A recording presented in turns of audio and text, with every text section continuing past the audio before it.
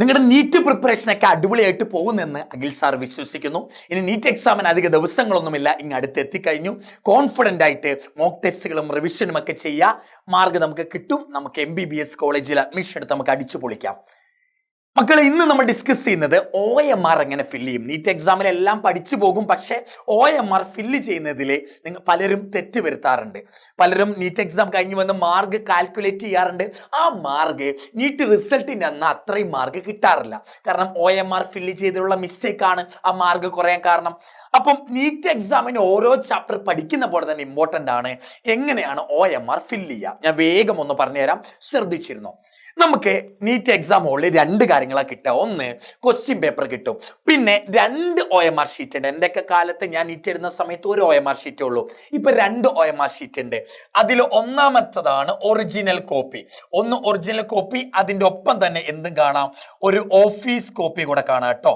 ഒരു office copy കാണാം. 2 OMR sheet കാണും. മുകളിൽ ഒറിജിനൽ കോപ്പി, അതിന്റെ ബാക്കിൽ ഓഫീസ് കോപ്പി. ഇങ്ങനെ അറ്റാച്ച്ഡ് ആയിരിക്കും. നിങ്ങൾ ഫില്ല് ചെയ്യുമ്പോൾ രണ്ടും ഒരേ ലെവലിലായതുകൊണ്ട് ഇതിൽ ഫില്ല് ചെയ്താൽ തന്നെ ഇതിലും ആ ഫില്ലിങ് വരും. ഈ 2 കോപ്പി കാണും. ഈ ഒരു കോപ്പി ഇൻവിജിലേറ്ററിന് കൊടുക്കാനും ഒരു കോപ്പി വീട്ടിൽ കൊണ്ട് ആൻസർ കീ നോക്കാനും അല്ല മക്കളെ. ഈ 2 കോപ്പി ഒരുമിച്ച് വേണം ഇൻവിജിലേറ്ററിന് കൊടുക്കാൻ. അത് ഓർത്ത് വെച്ചോ. 2 കോപ്പി ഉണ്ട്, ഒന്ന് ഒറിജിനൽ കോപ്പി, ഒന്ന് ഓഫീസ് കോപ്പി. ഒറിജിനൽ കോപ്പി, ഒന്ന് ഓഫീസ് കോപ്പി. ഈ 2 കോപ്പികളും ഒരുമിച്ച് വേണം ഇൻവിജിലേറ്ററിന് കൊടുക്കാൻ. ഇതാണ് നമ്മുടെ നീറ്റിന്റെ OMRന്റെ ഒരു മോഡൽ ആണ് കേട്ടോ മക്കളെ. ഇതിൽ 200 ക്വസ്റ്റ്യൻ വരെ ഉണ്ട്. നിങ്ങൾ മൈൻഡ് ആക്കേണ്ടത് പണ്ടത്തെ നീറ്റിന്റെ ആണ്. 180 ക്വസ്റ്റ്യൻ ഈ ഭാഗത്ത് കാണുള്ളൂ. ഓരോ ക്വസ്റ്റ്യൻ നമ്പറും കാണാം. അതിന് നേരെ അതിന്റെ ഓപ്ഷൻസും ഉണ്ട്. 1 2 3 4 ABCD എന്നൊന്നും അല്ല, 1 2 3 4 എന്നാ കാണാം. 1 A 2 B C അറിയാലോ. 1 2 3 4 എന്ന് പറഞ്ഞാൽ ABCD ആ മീനിങ് ആണ്. ഓരോ ക്വസ്റ്റ്യൻ നേരെ അതിന്റെ ഓപ്ഷൻസ് കാണാം. അങ്ങനെ 180 ക്വസ്റ്റ്യൻസ് നമുക്ക് കാണും. ഈ ഭാഗത്ത് റോൾ നമ്പർ ഫില്ല് ചെയ്യാം, ടെക്സ്റ്റ് ബുക്കിലെ നമ്പർ ഫില്ല് ചെയ്യാം, ക്വസ്റ്റ്യൻ പേപ്പറിലെ കോഡ് ഇവിടെ ഫില്ല് ചെയ്യണം, നിങ്ങളുടെ സൈൻ ഇടണം ഇവിടെ വിത്ത് ടൈം.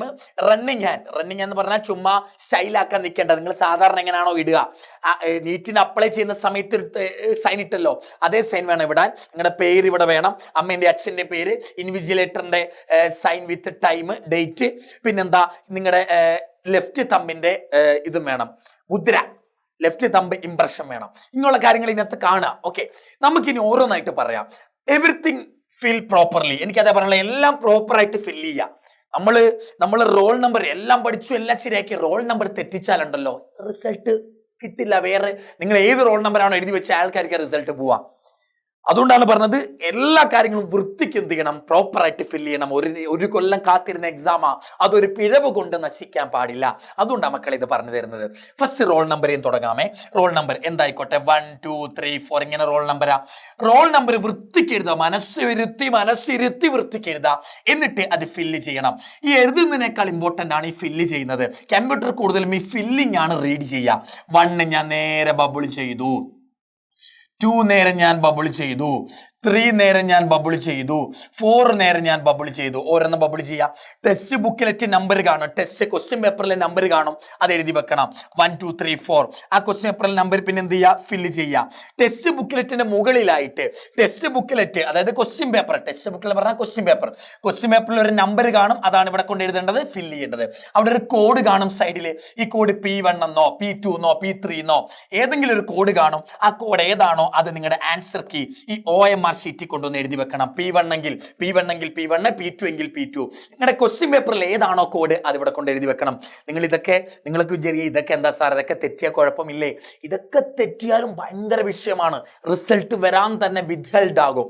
അതുകൊണ്ടാണ് പറഞ്ഞത് ഇത് എല്ലാ കാര്യങ്ങളും വൃത്തിക്ക് പ്രോപ്പറായിട്ട് ഫില്ല് ചെയ്യണം. ഈ ഒരു ഫില്ലിങ് കൊണ്ട് നിങ്ങളുടെ ഒരു മാർഗം നഷ്ടപ്പെടാൻ പാടില്ല, അല്ലെങ്കിൽ റിസൾട്ട് വൈകാൻ പാടില്ല. ഓക്കെ, അടുത്ത നമ്മളോട് പറയാ, ഇവിടുത്തെ ഒരു ഭാഗം ഉണ്ടല്ലോ, ഈ ഭാഗം, വേറെ ഈ ഭാഗങ്ങളൊന്നും നോക്കേണ്ട കാര്യമില്ല. ഈ ഭാഗമാണ് അടുത്ത് ഡിക്ലറേഷൻ. നമ്മൾ എന്ത് ചെയ്യുന്നു, ഈ പൂരിപ്പിച്ചതൊക്കെ നമ്മളാണ്, ഈ ഫില്ല് ചെയ്തൊക്കെ ഞാൻ തന്നെയാണ് ചെയ്തത്, വേറെ ആരുമല്ല എന്ന് തെളിയിക്കാനാണ് നമ്മുടെ സിഗ്നേച്ചർ വിത്ത് ടൈം, ഡേറ്റ് എല്ലാം വേണം. സിഗ്നേച്ചർ ചെയ്യണം. നമ്മുടെ സിഗ്നേച്ചർ നമ്മൾ എങ്ങനെയാണോ നീറ്റ് എക്സാമിന്റെ സമയത്ത് നീറ്റ് എക്സാമിന്റെ ആ ആപ്ലിക്കേഷൻ കൊടുക്കുന്ന സമയത്ത് നമ്മൾ ഏത് തമ്പാണോ കമ്പ്യൂട്ടർ വഴി അപ്ലോഡ് ചെയ്തത് അതേ രീതിയിലുള്ള തമ്പിടണം, അതേപോലുള്ള സൈൻ ഇടണം. അല്ലാതെ കുറച്ച് ഇന്ന് നീറ്റ് എക്സാം ആണല്ലോ, സ്റ്റൈലായാലേക്ക് കുറച്ചുകൂടെ മാർക്ക് കിട്ടുമല്ലോ എന്ന് കരുതി ഞാൻ ഇങ്ങനെയാണ് ഇടുക. അഖിൽ, ഇതാണ് മക്കളെ എന്റെ സിഗ്നേച്ചർ എന്ന് പറഞ്ഞാൽ. സിഗ്നേച്ചർ ഇങ്ങനെയാണ്. അപ്പൊ ഞാൻ ഇന്ന് സ്റ്റൈലാക്കാൻ പോവാ. AKHIL ഇങ്ങനെ ആയിക്കോട്ടെ എന്റെ സൈൻ. നിങ്ങൾ സ്റ്റൈലാക്കാൻ നിൽക്കണ്ട. നിങ്ങൾ സാധാരണ എങ്ങനെയാണോ ഇടുക, നിങ്ങൾ നേരെ എങ്ങനെയാണോ എഴുതുക അതേ സാധനം തന്നെ ഇന്നും എഴുതി വെച്ചാൽ മതി. സ്റ്റൈലാക്കാൻ നിൽക്കണ്ട. പിന്നെ എന്ത് ചെയ്യണം, നിങ്ങളുടെ എന്തെഴുതാ, പേരെഴുതുക. ഏതാ പേരെഴുതേണ്ടത്? AKHIL, അതായത് അഖിൽ. എല്ലാം ക്യാപിറ്റൽ ലെറ്റർ വേണ്ട. ഏത് എഴുതുക? നമ്മൾ സാധാരണ എങ്ങനെ എഴുതുക? ഫസ്റ്റ് ക്യാപിറ്റൽ ലെറ്റർ പിന്നെ സ്മോൾ ലെറ്റർ, ഇങ്ങനെയല്ലേ? AKHIL KUMAR. സാധാരണ എങ്ങനെ എഴുതുക അതേപോലെ എഴുതിയാൽ മതി. റണ്ണിങ് ഹാൻഡ് റിട്ടൻ എന്ന് പറഞ്ഞാൽ സാധാരണ എഴുതുന്ന പോലെ. സ്റ്റൈലാക്കാൻ നിൽക്കണ്ട, എല്ലാം ക്യാപിറ്റൽ ലെറ്റർ ആക്കണ്ട, എല്ലാം സ്മോൾ ലെറ്റർ ആക്കണ്ട. സാധാരണ എങ്ങനെയാണോ എഴുതുക അതേപോലെ. സിഗ്നേച്ചർ ഇടുമ്പോഴോ സ്റ്റൈലാക്കാൻ നിൽക്കണ്ട. സാധാരണ നിങ്ങൾ എങ്ങനെയാണോ ആപ്ലിക്കേഷൻ സമയത്ത് അപ്ലോഡ് ചെയ്തത് അതേ സിഗ്നേച്ചർ തന്നെയാണ് അവിടെ വരേണ്ടത്. ഇപ്പൊ നിങ്ങളുടെ അമ്മയുടെ നെയിം, അമ്മേന്റെ പേര് എഴുതി ഞാൻ. അമ്മേന്റെ പേര് ഞാൻ എഴുതി. അമ്മേന്റെ പേര് സിന്ധു. അത് ക്യാപിറ്റൽ ലെറ്റർ അല്ല, ഏത്?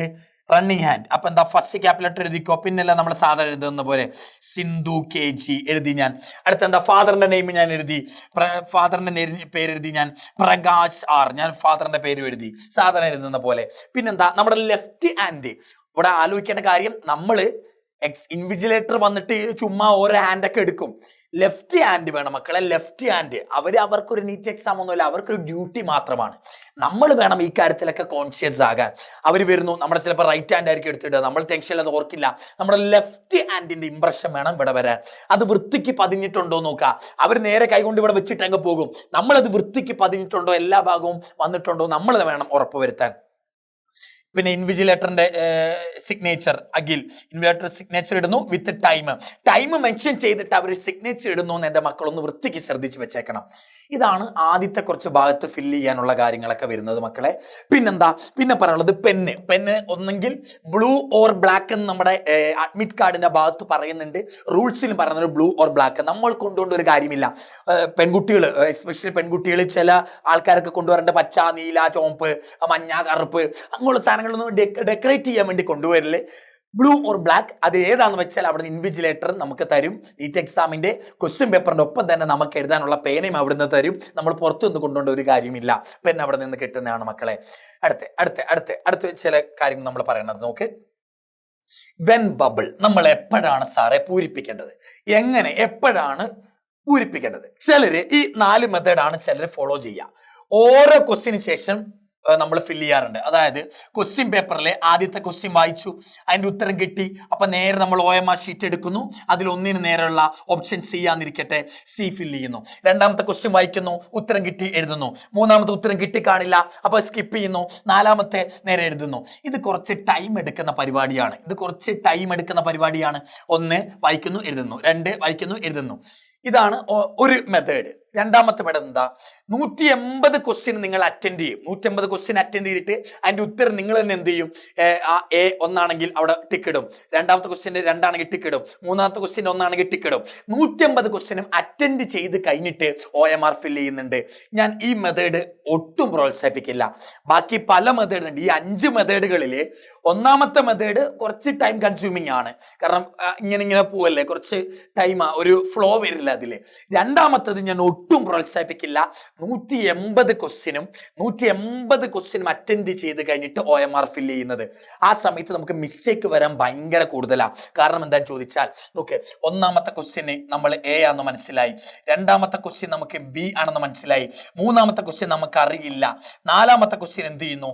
നാലാമത്തെ ക്വസ്റ്റ്യൻ നമുക്ക് മനസ്സിലായി A ആണെന്ന് മനസ്സിലായി. ഇത് നേരെ നമ്മൾ ഇനി OMR ഫില്ല് ചെയ്യാൻ പോവാണെന്ന് ഇരിക്കട്ടെ. 1 2 3 4 നേരെ എന്താ പറ്റുക നോക്ക്. ഒന്നാമത്തെ ക്വസ്റ്റ്യന് A ഫില്ല് ചെയ്തു, രണ്ടാമത്തെ ക്വസ്റ്റ്യന് B ഫില്ല് ചെയ്തു, മൂന്നാമത്തെ ക്വസ്റ്റ്യൻ അറിയില്ല, നാലാമത്തെ ക്വസ്റ്റ്യന് A. നാലാമത്തെ ക്വസ്റ്റ്യൻ A ആണല്ലോ. നമ്മുടെ അബോധ മനസ്സിൽ നമ്മൾ ചിലപ്പോൾ 3 കൊണ്ടുപോയിട്ട് A എന്ന് കുത്തും. നിരത്തി ഉത്തരം അറിയാവുന്നതുകൊണ്ട് ചിലപ്പോൾ നമ്മൾ നേരെ എഴുതാൻ തോന്നും, നേരെ അങ്ങ് ഫില്ല് ചെയ്ത് വെക്കും. ഇതിനകത്ത് നമ്മൾ അറ്റൻഡ് ചെയ്യാത്ത, നമുക്കറിയാത്ത ചില ക്വസ്റ്റ്യൻ ഉണ്ട്. അത് ചിലപ്പോൾ നമ്മൾ ഓർത്തോണം എന്നില്ല. അടുത്തതിന്റെ ഉത്തരം കൊണ്ടുപോയിട്ട് ഇതിന്റെ ഉത്തരമാണെന്ന് കരുതി എഴുതി വെക്കും മക്കളെ. ഇങ്ങനെയുള്ള മിസ്റ്റേക്കുകൾ വരാൻ ചാൻസ് ഉണ്ട് 150 ക്വസ്റ്റ്യനും ഒറ്റയടിക്ക് അറ്റൻഡ് ചെയ്യുമ്പോൾ. പിന്നെന്താ, എവരി സെക്ഷന് ശേഷം അറ്റൻഡ് ചെയ്യും. അതായത് സുവോളജി ഫുള്ള് ചെയ്ത് നോക്കി ഉത്തരം കിട്ടി എങ്കിൽ നമ്മൾ അറ്റൻഡ് ചെയ്യും. ബോട്ടണി ഫുള്ള് ചെയ്ത് നോക്കി ഉത്തരം കിട്ടി അറ്റൻഡ് ചെയ്യും. ഫിസിക്സ് ഫുള്ള് ചെയ്തു അറ്റൻഡ് ചെയ്യും. കെമിസ്ട്രി ഫുള്ള് ചെയ്തു അറ്റൻഡ് ചെയ്യും. അങ്ങനെ ചെയ്യുന്നവരുണ്ട്. ഓരോ സെക്ഷൻ എന്ന് പറഞ്ഞാൽ 45 ക്വസ്റ്റ്യൻ. ഒരു സെക്ഷൻ എന്ന് പറഞ്ഞാൽ 45 ക്വസ്റ്റ്യൻ ആണല്ലോ. ഓരോ സെക്ഷനും കംപ്ലീറ്റ് ആക്കിയിട്ട് അറ്റൻഡ് ചെയ്യുന്നവരുണ്ട്. ചിലരെന്താ, ഓരോ പേജ് കംപ്ലീറ്റ് ആക്കിയിട്ട്, ആ പേജിൽ എത്ര ക്വസ്റ്റ്യൻ ഉണ്ട്, 5 ക്വസ്റ്റ്യൻ ആയിരിക്കും, 5 ക്വസ്റ്റ്യൻ നേരെ ബബിൾ ചെയ്യുന്നവരുണ്ട്. അല്ലെങ്കിൽ 15-20 ക്വസ്റ്റ്യൻ ഒക്കെ അറ്റൻഡ് ചെയ്തിട്ട് ഉത്തരം കണ്ടുപിടിച്ചിട്ട് നേരെ ബബിൾ ചെയ്യുന്നവരുണ്ട്. പല മെത്തേഡ് വഴി ബബിൾ ചെയ്യുന്നവരുണ്ട്. ഞാൻ ഈ മെത്തേഡുകളിൽ എല്ലാം ഓക്കെയാണ്. ബട്ട് ദിസ് മെത്തേഡ് ഞാൻ അങ്ങനെ പ്രോത്സാഹിപ്പിക്കാറില്ല. പക്ഷെ നിങ്ങൾ പഠിക്കുന്ന സമയത്ത്, നീറ്റ് കോച്ചിങ്ങിന് പോകുന്ന സമയത്ത് നിങ്ങൾ ഏത് മെത്തേഡാണോ നിങ്ങൾ ചൂസ് ചെയ്തത്, നിങ്ങൾ ഏത് രീതിയാണോ നിങ്ങൾ തുടർന്ന് പോയത്, അത് നിങ്ങൾ ഫോളോ ചെയ്യുക. ഇത് ഞാൻ പറഞ്ഞ പല ടൈപ്പ് മെത്തേഡുകളാണ്. നിങ്ങൾക്ക് ഏത് വേണമെങ്കിലും ഫോളോ ചെയ്യാം.